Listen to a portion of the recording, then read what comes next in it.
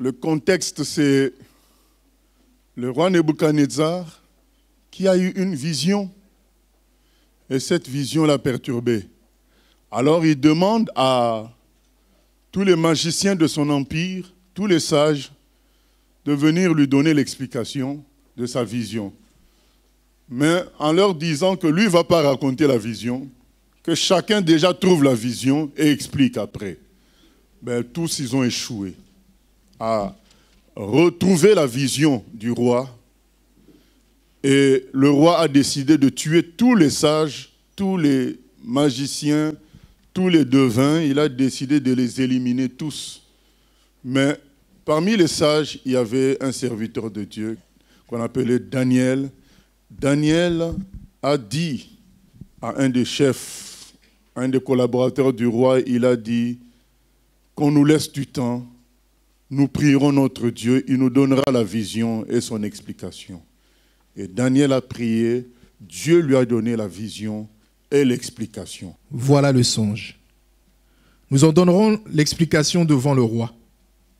Ô roi, tu es le roi des rois, car le Dieu des cieux t'a donné l'empire.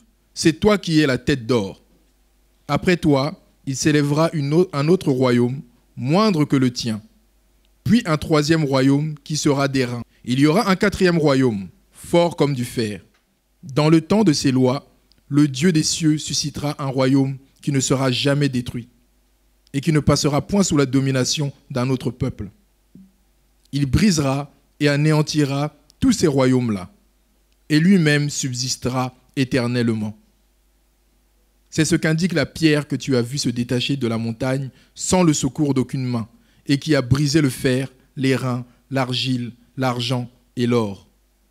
Le grand Dieu a fait connaître au roi ce qui doit arriver après cela. Le songe est véritable et son explication est certaine. Amen.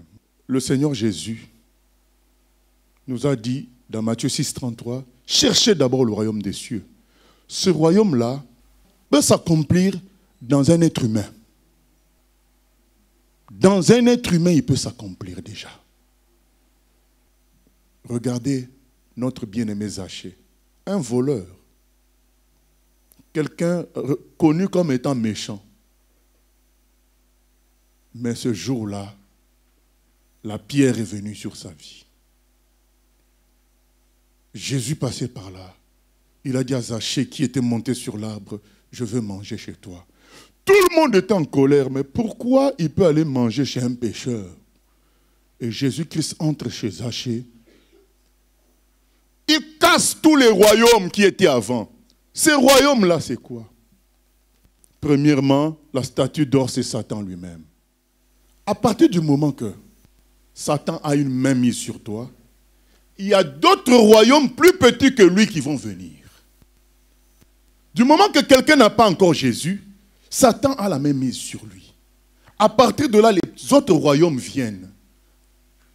La luxure, la débauche, le vol, la colère, le mensonge, la peur, l'entêtement. Zachée, lorsqu'il a vu Jésus, lui qui était esclave de l'argent, lui qui était fier, orgueilleux, homme de pouvoir, est devenu un agneau. Il a dit à Jésus, tout l'argent que j'avais, maintenant, la moitié, je donne aux pauvres. Et le reste, je restitue aux gens à qui j'avais volé. On voit la manifestation du royaume de Dieu. Tu servais d'autres rois, maintenant tu vas servir le roi des rois, le Seigneur des seigneurs.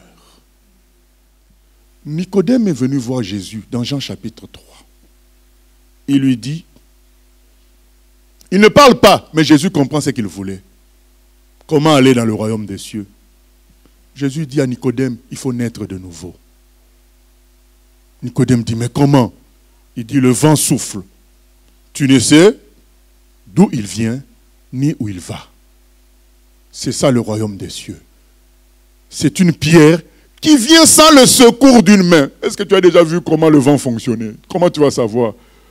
Qui a poussé le vent? Sans le secours d'une main, ça circule. Il dit, mais c'est la même chose avec le royaume de Dieu. Nicodème voulait une réponse qui lui donne un ticket pour le ciel. Jésus dit non, c'est tout ton être. Tu dois naître d'eau et d'esprit. Tu dois naître de nouveau. C'est tout toi-même qui doit changer. C'est tout toi qui doit être emporté par le royaume de Dieu. La pierre va chasser tous les autres royaumes chez toi. Il ne va laisser aucun royaume. C'est pourquoi nous devons le choisir, lui. Parce qu'il ne passera pas. Les autres royaumes, on a vu qu'ils vont être écrasés par la pierre. Mais le royaume de Dieu ne passera pas. Nous avons besoin de laisser Jésus régner, le royaume, la pierre, venir dans notre vie, se manifester. Et il va se manifester.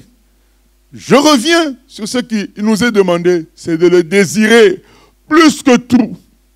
C'est de désirer. Il dit dans Jean 7, 37 à 39, que celui qui a soif, qu'il vienne. Car quiconque croit en moi, de fleuves d'eau vive couleront de son sein. Nous devons désirer ça.